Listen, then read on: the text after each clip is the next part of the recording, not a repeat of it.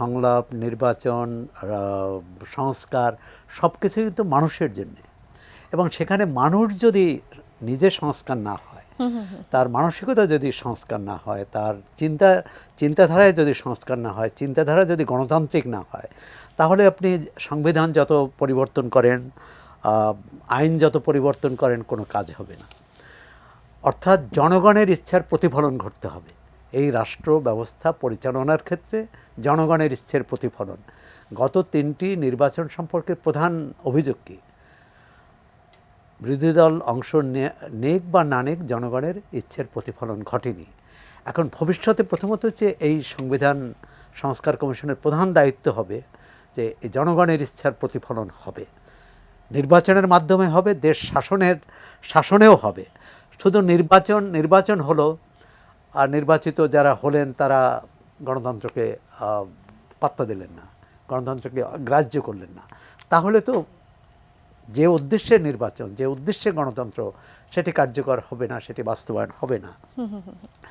যে বিষয়টা হচ্ছে, আমরা সবসময়ই কিন্তু আমরা বিজয় অর্জন করি আন্দোলনে, সংগ্রামে, অভ্যুত্থানে, কিন্তু বিজয়টা ধরে রাখতে পারি কিনা। দেখুন, যদি সেটি ধরে রাখতে পারতাম, 90 একটি গণ অভ্যুত্থান হয়েছে। যে গণ অভ্যুত্থানে সাদাত ভাই এখানে আছেন, তিনি তখন ছাত্র,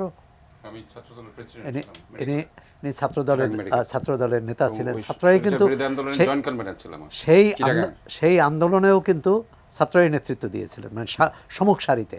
তবে রাজনৈতিক নেতারাও তখন বেশ সক্রিয় ছিলেন এবং তারা উপরে তাদের তাদের সিদ্ধান্তই কার্যকর ছিল।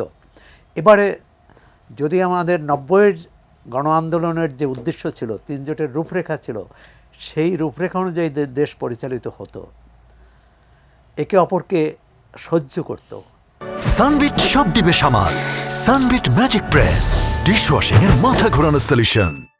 অন্যকে গ্রহণ করার পরমত সহিষ্ণুতা। আমি যেটা ভাবি, আমি যেটা বুঝি, বা আমি ক্ষমতায় আছি বলে আমি সব কিছু করব, এই মানসিকতা যদি থাকে। যেমন ভয় কি? ভয় হচ্ছে, আর বাংলাদেশে হচ্ছে যে যারাই 2/3 সংখ্যাগরিষ্ঠতা পেয়ে যায়, তখন আর পিছনে ফেরে না, তখন আর তাকে কেউ ধরে রাখতে পারে না। যেটা আশা করব যে সংস্কার কমিশন নিশ্চয়ই একটি দেবে। আপনি টাইম ফ্রেমের কথা বলেছেন, সময়সীমা, 3 মাস সময়সীমা তাদের বেঁধে দিয়েছে। এরপরও যদি আলোচনা হবে রাজনৈতিক দলগুলোর সাথে, উপদেষ্টা, আমি নির্বাচনের রোডম্যাপের টাইম ফ্রেমের কথা বলছিলাম, মানে আপনি কোনটা কল্পনা করতে পারছেন কিনা?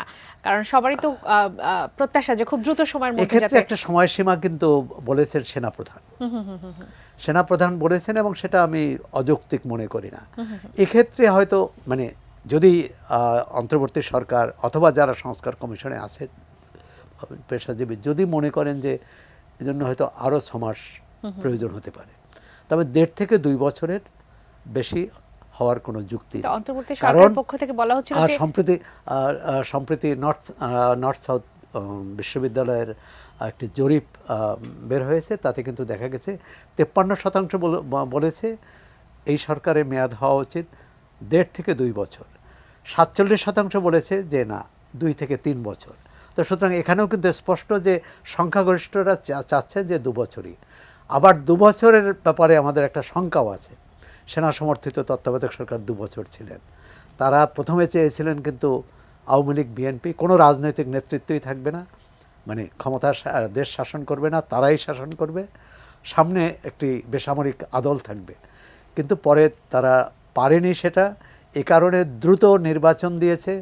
তারা যে দলকে নিরাপদ মনে করছে সেই দলের হাতে ক্ষমতা যাতে যায়, সেই কী বলে কলাকৌশল নির্ধারণ করেছে, যেটি দেশি বিদেশি অনেক বিশিষ্ট ব্যক্তির বই আছে, গবেষণায় আছে, সংবাদপত্রে তো আছেই।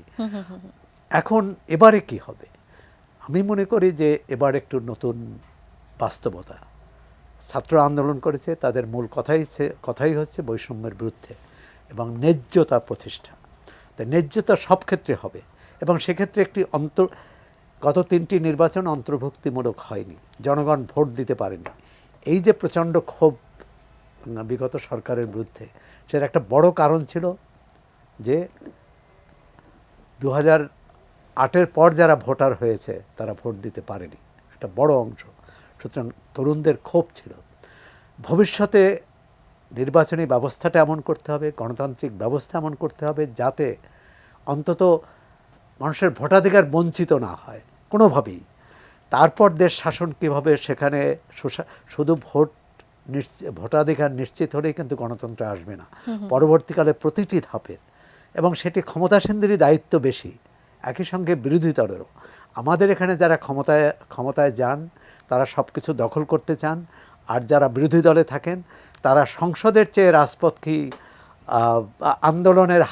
আন্দোলনের উপযুক্ত ক্ষেত্র মনে করে।